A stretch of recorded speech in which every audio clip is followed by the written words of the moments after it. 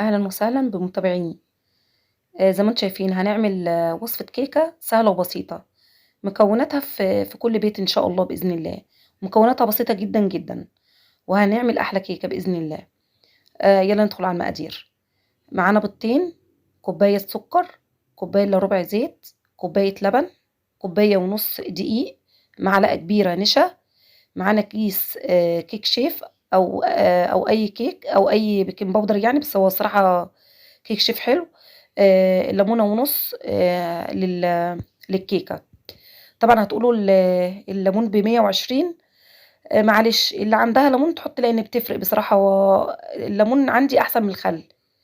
هيدي هشاشة ولون أبيض جدا للكيكة، وغير طبعا بيمنع الزفرة بتاعة البيض. فاللي حابب يحط نص ليمونة ويحط معلقة كبيرة خل، خلاص براحته. واللي عنده وعايز يعمل الوصفة بالظبط ويحط ليمونة ونص، يبقى تمام.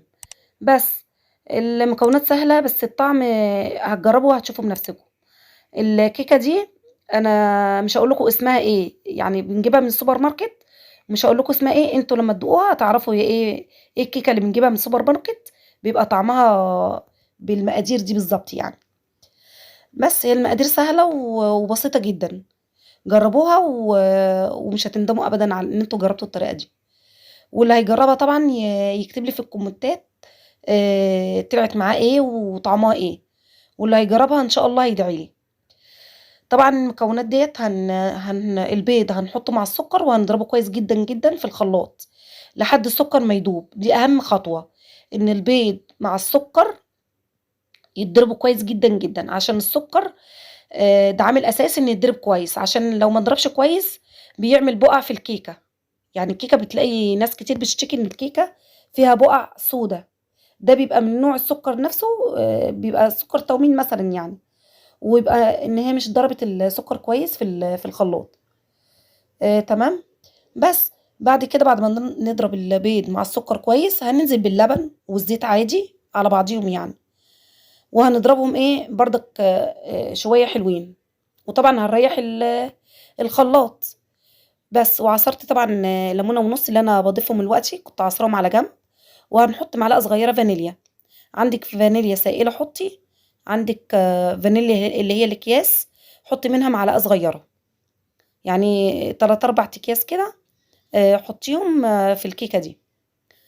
آم، بس وهنضرب الحاجات دي كلها مع بعضينا كويس جدا.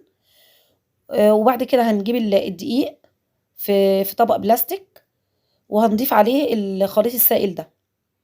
او العكس، نحط الخليط السائل وعليه الدقيق، مش هتفرق على فكرة. سواء حطيت الدقيق الاول او الخليط السائل على الدقيق، مش هتفرق، ما بتفرقش والله. هنحط طبعا معلقة النشا، وهنحط كيس اللي هو المادة الرافعة البيكنج باودر. وهنحط ذرة بسيطة خالص ملح، حتى حطيتها لكم على ايديا أنا عشان اوريكم الذرة بسيطة. بس وهنقلب المكونات دي كلها في اتجاه واحد. وهتشوف القوام بتاع الكيكة. هي قوامها مايلة سنة صغيرة لانها خفيفة، يعني هي قوامها كده. كل كيكة ليها قوام معين على فكرة، عشان مقادير كل كيكة بتختلف.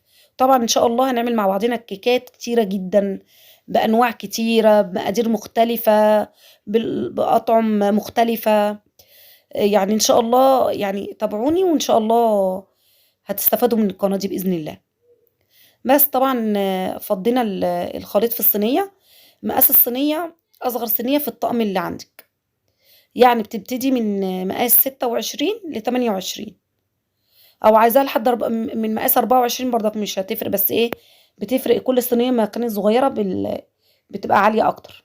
فدي حاجه ايه بترجع لك، بس ما تكبريش عن اصغر صينيه في الطقم. طبعا حطينا الكيكه على اهدى نار، اللي هي درجه حراره 180 او 160. نار هاديه خالص.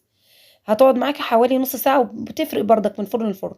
انا بوريكم القوام بتاعها، المسام بتاعتها ضيقه جدا. وكده كمان كانت الكيكه كمان ما بردتش، كانت دافيه. بس دلوقتي هقطع حته معاكم وهوريكم شكلها من جوه عامل ازاي. هتلاقوا لونها ابيض جدا، فاتحه جدا، والمسام بتاعتها ضيقه قوي. ده دليل ان الكيكه دي ناجحه جدا جدا جدا. غير الطعم حكايه. طعم بجد في حته تانية. يلا جربوا الكيكة ديت وقولوا لي رأيكم. وطبعا انا نسيت اقول لكم سموا الله وصلوا على الرسول صلى الله عليه وسلم، عليه افضل الصلاة والسلام. بس جربوها واشوفكم في فيديو جديد. مع الف سلامة. مع السلامة حبايبي، مع الف سلامة.